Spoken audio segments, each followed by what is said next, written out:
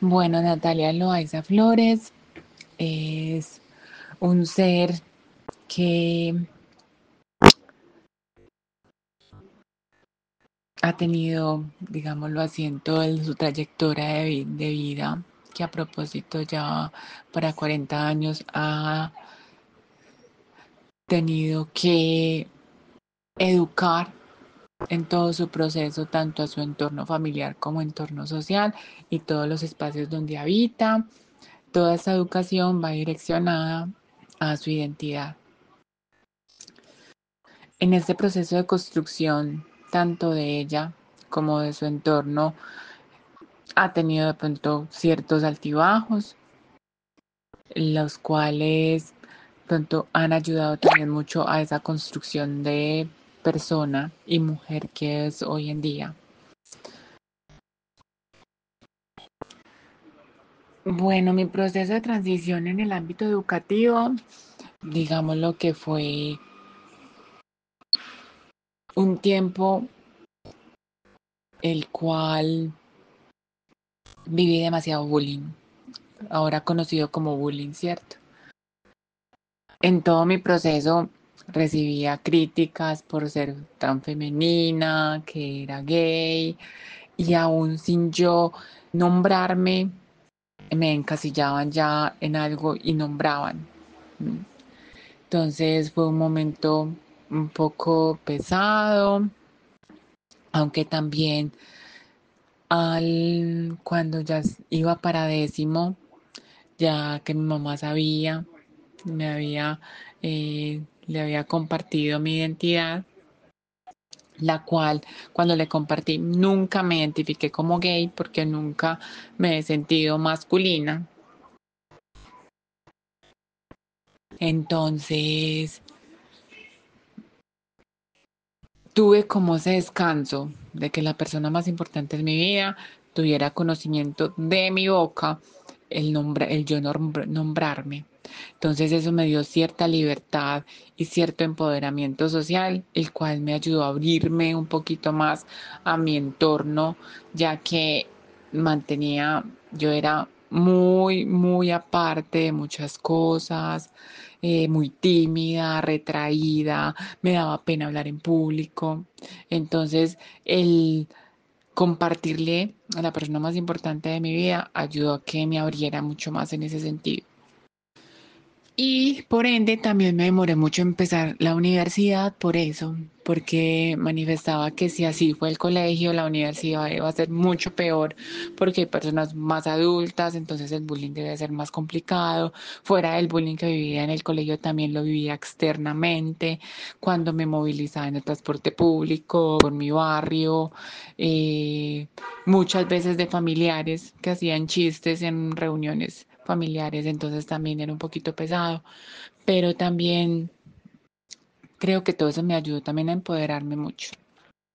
Bueno, en el 2003, eso sí fue un boom porque en ese año fue que me gradué, entonces eso dio pie a que muchas personas también con identidad trans en mi colegio se abrieran un poquito.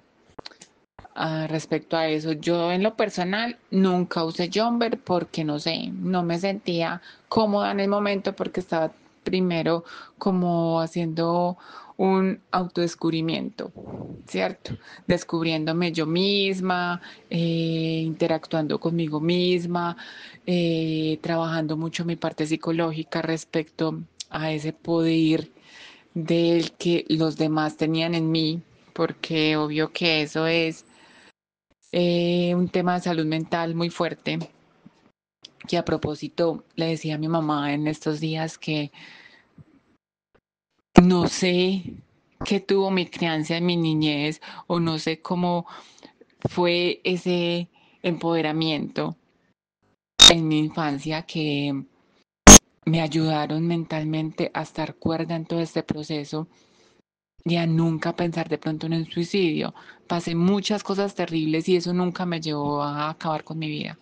Entonces, Doy gracias, no sé si a mi entorno familiar, a la infancia que tuve, doy gracias como a eso que me ayudó a fortalecerme mentalmente para poder conllevar todos estos procesos y señalamientos que vivía día a día. Entonces nunca me coloqué un jumper, sí hubo una persona en el colegio que lo hizo y súper bien, o sea, bien. En ese tiempo también estaban lo de las pues en ese tiempo no, el tiempito después, sobre el Kim Zuluaga en el INEM, que ella también peleó todo eso, entonces bien, o sea, yo pienso que es una herramienta, el Estado brinda esta posibilidad y muchas otras en la población trans, no solo lo de utilizar el jumper, sino el cambio del componente sexo en el documento, que ya no es por un proceso quirúrgico, sino solamente el mero hecho de tu identificarte, que ya estamos despatologizadas, etcétera. Entonces también hay ciertos procesos que estamos luchando día a día contra el Estado para eh, autonombrarnos y respetar el proceso que llevamos. ¿Qué buenas prácticas institucionales consideras que fueron determinantes para que culminaras tu proceso formativo con éxito?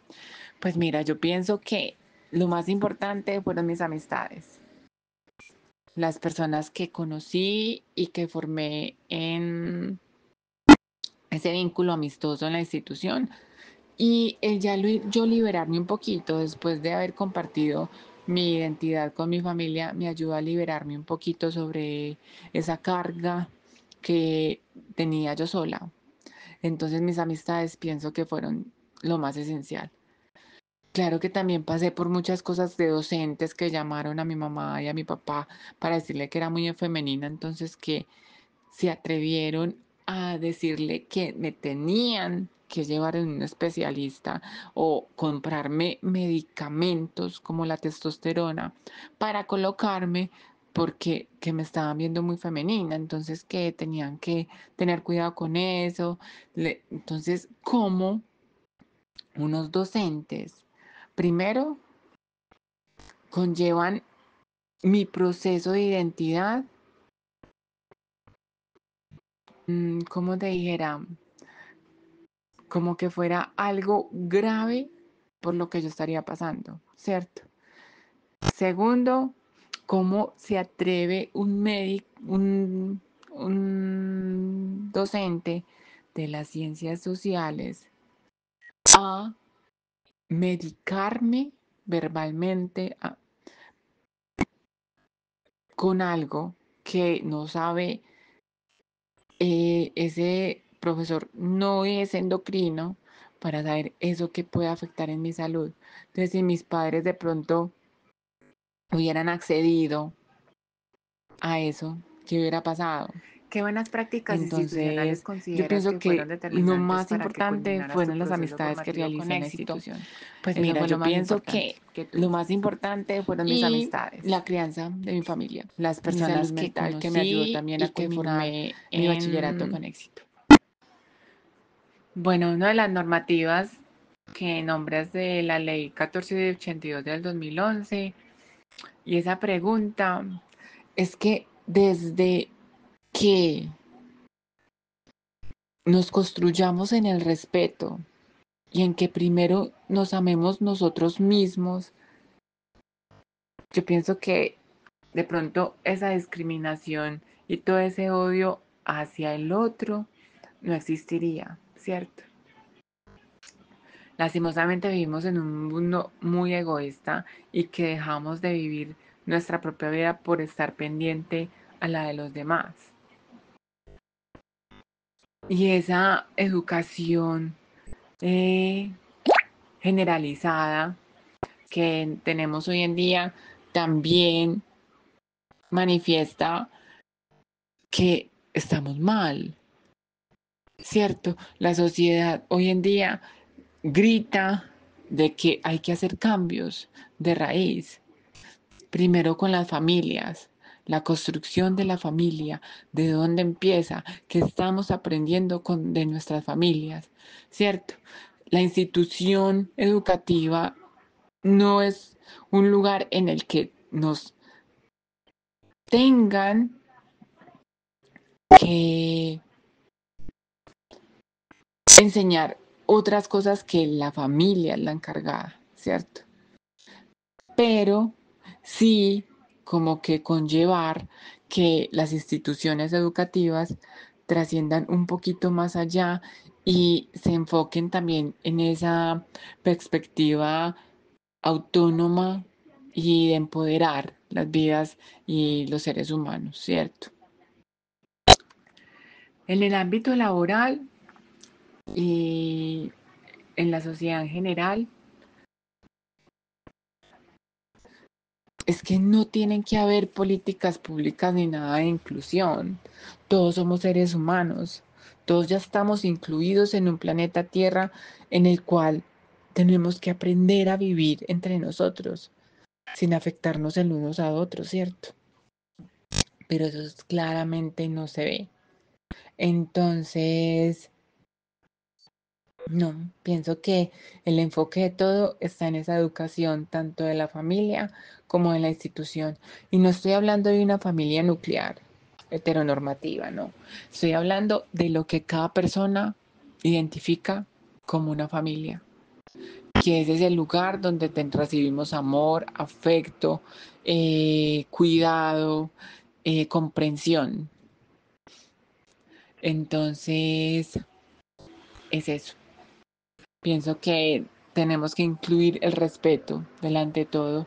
Y vemos que hoy en día yo, cuando estoy en un centro comercial o en algún espacio público, veo que niños generalmente, naturalmente, digámoslo así, hacen bullying por X o Y razón y los padres celebran eso, ¿cierto?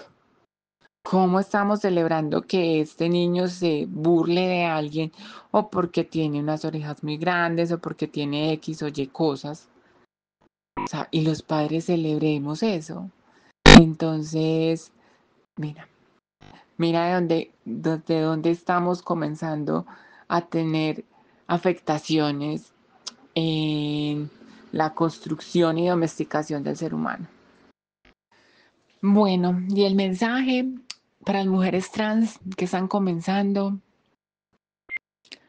que todo se puede lograr, que todo se puede lograr, que esos momentos de angustia, de autoseñalamientos, de pensar que no estamos para este mundo, que de esas peleas con ese Dios que la sociedad también nos inculcó y el cual teníamos diariamente comentándonos que por qué nos envió así, que por qué no nos envió entre comillas normales, que no, que hoy en día ya empezamos a determinar que el problema no somos nosotras, ni es la diferencia, el problema es la sociedad en la que estamos. Entonces que no se culpen, que cumplan sus sueños, que se mentalicen, que estudien, que ingresen a las universidades. De verdad que esto nos ayuda muchísimo a empoderarnos y a desmitificar mucho lo que piensan de la población y de las mujeres trans. Y respecto a la sociedad en general,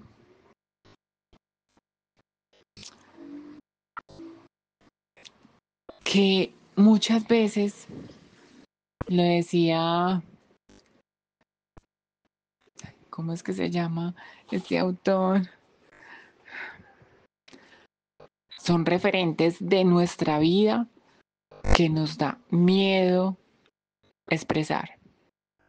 Entonces, esos odios que mantenemos por X o Y, porque esta se puso estas cosas y esta no, que porque esta persona consiguió un carro y esta no.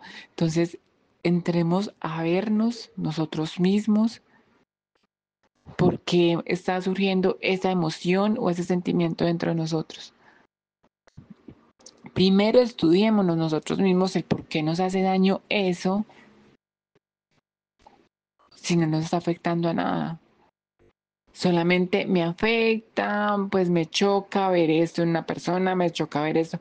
Entonces, si te molesta tanto, entra, habla contigo misma y pregúntate el por qué. Lo cual te llevará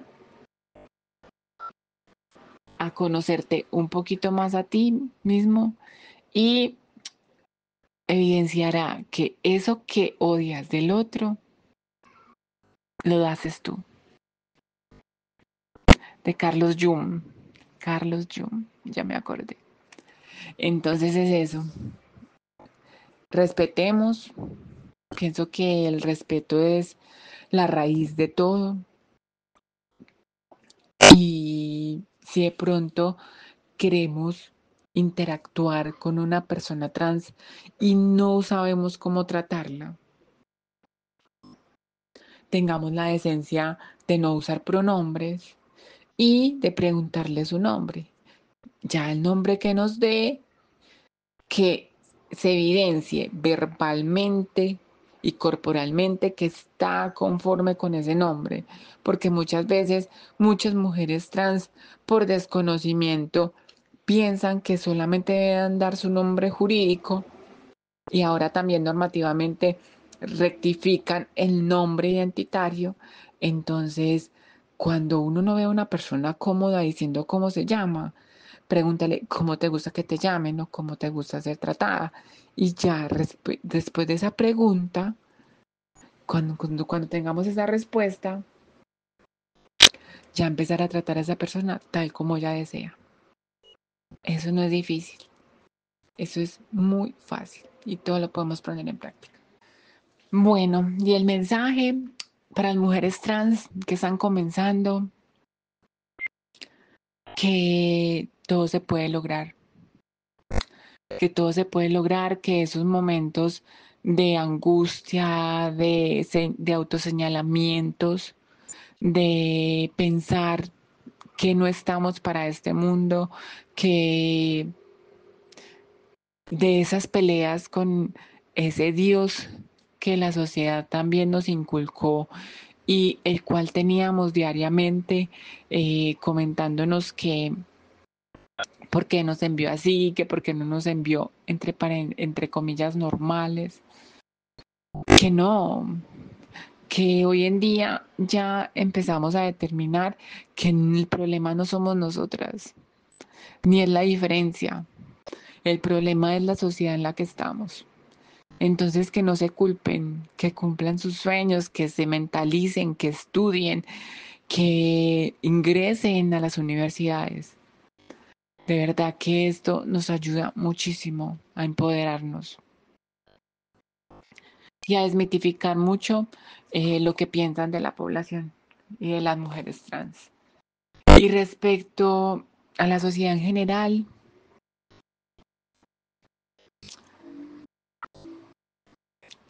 que muchas veces, lo decía, ¿cómo es que se llama este autor? Carlos Kuhn, Carlos Kuhn, bueno, te debo el nombre, que muchas veces de lo que odiamos, señalamos y criticamos y hasta de pronto agredimos, son referentes de nuestra vida que nos da miedo expresar. Entonces, esos odios que mantenemos por X o Y, porque esta se puso estas cosas y esta no, que porque esta persona consiguió un carro y esta no. Entonces, entremos a vernos nosotros mismos por qué está surgiendo esa emoción o ese sentimiento dentro de nosotros. Primero estudiémonos nosotros mismos el por qué nos hace daño eso si no nos está afectando a nada. Solamente me afecta, pues me choca ver esto en una persona, me choca ver esto. Entonces, si te molesta tanto, entra, habla contigo misma y pregúntate el por qué, lo cual te llevará a conocerte un poquito más a ti mismo y evidenciará que eso que odias del otro lo haces tú. De Carlos Jung. Carlos Jung, ya me acordé. Entonces es eso. Respetemos. Pienso que el respeto es la raíz de todo. Y si de pronto queremos interactuar con una persona trans y no sabemos cómo tratarla, tengamos la decencia de no usar pronombres y de preguntarle su nombre.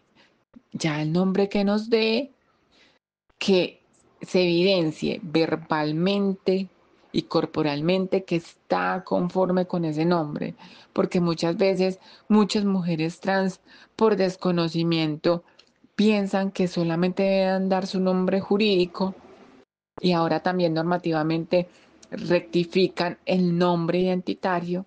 Entonces, cuando uno no ve a una persona cómoda diciendo cómo se llama, pregúntale cómo te gusta que te llamen o cómo te gusta ser tratada. Y ya después de esa pregunta, cuando tengamos esa respuesta, ya empezar a tratar a esa persona tal como ella desea. Eso no es difícil, eso es muy fácil y todo lo podemos poner en práctica.